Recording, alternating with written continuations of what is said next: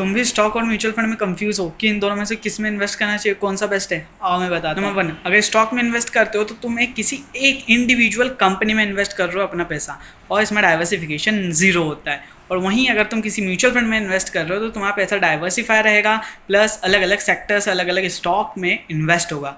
Number 2, dividend. Stock तुम्हें dividend pay करता है ईयरली, मंथली, और वहीं म्यूचुअल फंड में भी तुम्हें डिविडेंड मिलता है। बट कभी भी म्यूचुअल फंड डिविडेंड वाला नहीं लेना चाहिए, ग्रोथ प्लान लेना चाहिए एज पर मी। तुम्हारे पास टाइम है, तुम रिसर्च कर सकते हो, तुम्हें रिसर्च करनी आती है तो स्टॉक में जाओ, क्योंकि एक इंडिविजुअल स्टॉक्स में इन्वेस्ट करने के लिए बहुत रिसर्च चाहिए रहती है, फंडामेंटल, टेक्निकल, उसके ऑर्डर बुक, बैलेंस शीट, बहुत कुछ देखना पड़ता है।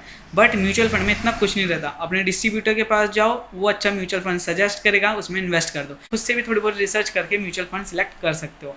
4, रिस्क।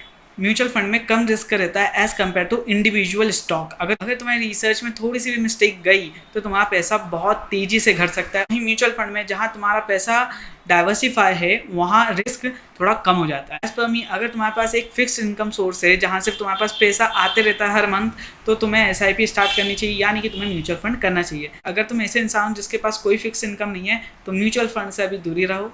अपने हर दोस्त के साथ शेयर करना जो स्टॉक और म्यूचुअल फंड में कंफ्यूज है। इसलिए मुझे फॉलो कर लो। जय श्री महाकाल।